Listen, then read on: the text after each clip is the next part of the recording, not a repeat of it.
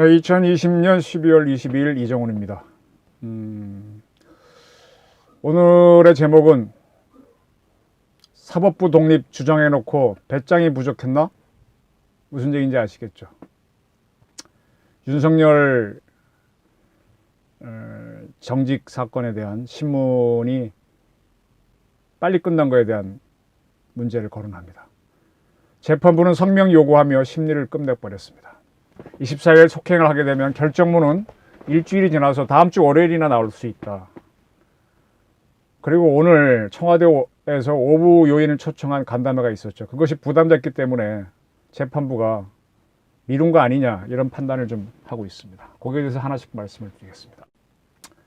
윤석열 총장에 대한 정직 2개월의 징계 처분 집행정지 신문 사건, 신문을 2시간 앞둔 12월 21일 정오 무렵에 서초구 서울행정법원 앞에서는 윤 총장 지지자들과 반대자들이 모여서 서로 대립을 했습니다. 보수단체 회원과 유튜버 10명이 먼저 와서 이제 모여있는 가운데 검찰은 개혁하라, 윤석열은 사퇴하라는 팻말을 든 진보 유튜버 2명이 등장하자 빨갱이는 꺼져라, 윤석열은 사퇴 못 시킨다 라고 하는 고성이 나오면서 서로 양쪽이 다퉜던 모양입니다. 네. 그렇게 이렇게 뜨거운 사건이었는데, 근데 이제 경찰이 당연히 와 있었죠. 경찰은 양측에 저지선을 설치하면서 제지를 했습니다. 그러나 양측이 주고받은 욕설은 막지 못했죠.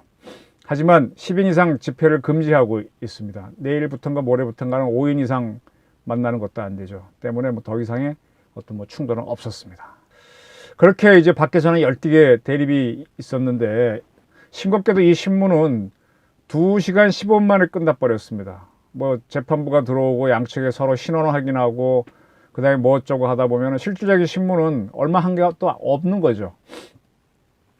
24일 오후 3시에 2차 신문을 하겠다고 끝내버렸습니다.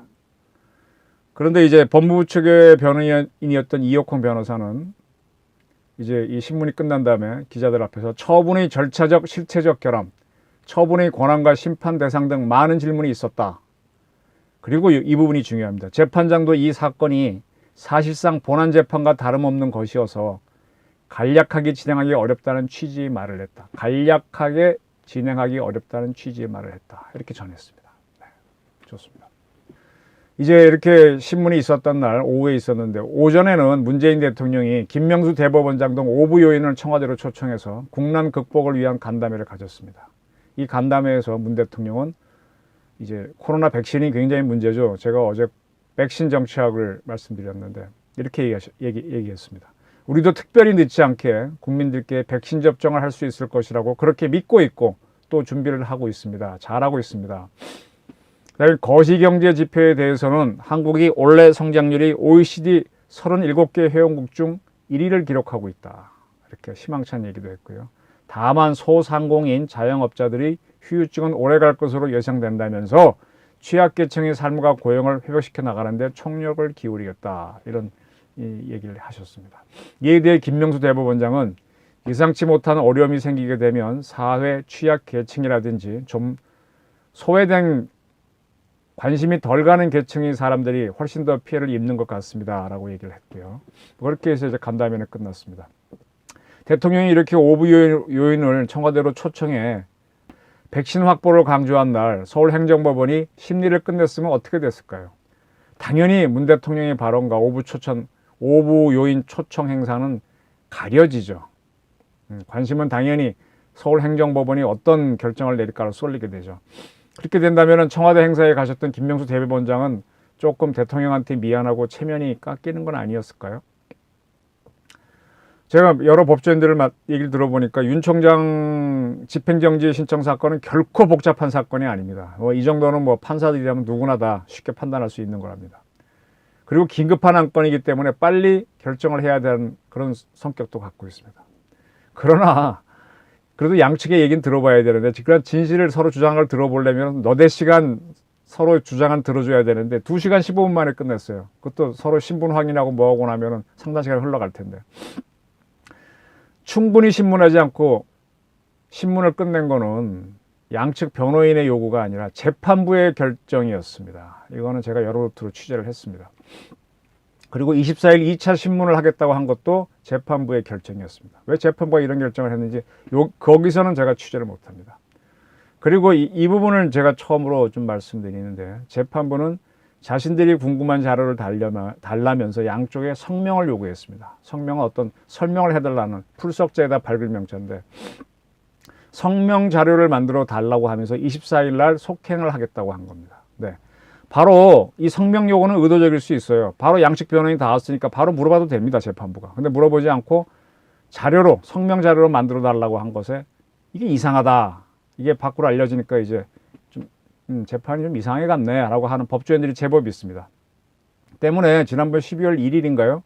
윤석열 총장 직무배제 처분 집행정지 신청에 대한 그 심리가 있었죠. 그때 서울행정법원 4부는 바로 그날 심리를 종결하고 다음날 결정문이 나왔습니다. 그리고 바로 그 정직 나왔거든요. 근데 이번에 12부, 홍순욱 부장이 이끄는 12부는 그렇게 하지 않았어요. 그래서 약간의 두 재판부가 차이가 있구나라는 의견이 바로 나옵니다. 12부는 좀 수월한 편이죠. 4부의 결정이 먼저 있었기 때문에 쉽게 할 줄 알았는데 속행을 한다고 했으니까 나오는 이야기는 재판부가 배짱이 없구나 라는 얘기가 나오고 있습니다. 대법원장이 참석한 청와대 간담회를 의식했다면 재판부는 좀 소심한 재판부가 아닌가, 그런 의견이 나오고요. 이게 말고 대법원장은 대법원장으로서 자기를 하는 거고, 나는 판사로서, 독립된 판사로서 내 양심과 이런 걸 가지고 재판한다고 하는 게 그게 판사의 길인데 그렇게 못했네 라는 의견이 나오고 있습니다. 뭐 그런 상황입니다. 근데 어쨌든 뭐 그런 결정을 했으니 어쩔 수 없겠죠. 자, 문제는 24일 날 신문을 하면 그날 결정문이 나올 수는 없을 겁니다. 그럼 25일 날 나와야 되는데 그날이 성탄절이거든요. 휴일이건. 그 다음 날은 토요일이고 일요일, 3일 연휴가 이어집니다. 그럼 28일에야 결정문이 나올 것으로 보이는데, 이렇게 되면은 좀 법조인들도 텐션, 이제 사건이 있으면 어떻게 하나 지켜보고 이제 어떤 긴장, 그런 걸 하는데 김새는 결정문이 되는 거죠. 지금 나오는 주변의 설명은 재판부가 충분히 신문하지도 않고 성명을 요구하는 것은 이 사건을 다룰 자신이 없거나 이 사건이 부담스러워서 결정을 미룬 것으로 보인다라는 의견이 지배적입니다. 이것이 문제인 거는 김명수 원장이 이끄는 법원은 사법권 독립을 주장해 왔잖아요. 행정부, 입법부에 휘둘리지 않는 그러한 법원을 주장해 왔습니다. 그리고 문재인 정부는 이른바 사법농단 사건 수사를 해서 박근혜 정부 때의 대법원장을 사법 처리를 했습니다. 그렇다면 사법권이 독립할 수 있도록 해줘야 되는데 사법권이 그렇게 하지 못한 거 아니냐라는 의견이 나오는 거죠. 오비일학이겠죠. 오비일학. 그러나 어쨌든 이번에 서울행정법원 12부의 결정은 좀 마땅치가 않습니다. 성명은 무슨 성명이에요. 성명 그냥 그 자리에서 물으면 되는 거지. 뻔한 사건에 바로 묻고 종결해도 되는데 그렇게 못했습니다. 때문에 이제 홍순욱 부장에 대한 관심도 쏠리지만 더 큰 관심은 이제 결정문을 쓸 이는 주심이잖아요. 부장이 아니라. 주심이 이제 김모 판사인데 그분이 어떤 성향이냐에 대해서 굉장히 관심이 쏠리고 있습니다. 제가 여기까지만 말씀드리겠습니다. 그리고 그 이상 상황은 이제 행정법원은 취재가 지금 당장은 안 되니까 그거는 24일 지켜보고 그 다음에 또 한번 취재를 하도록 하겠습니다. 어쨌든 재판부가 성명을 요구하면서 재판 기일을 더 끌었다라는 것은 상당히 유감이다. 소신이 없는 재판이 될 수도 있겠다라는 판단을 조금 하면서 저희 보고를 마치겠습니다. 감사합니다.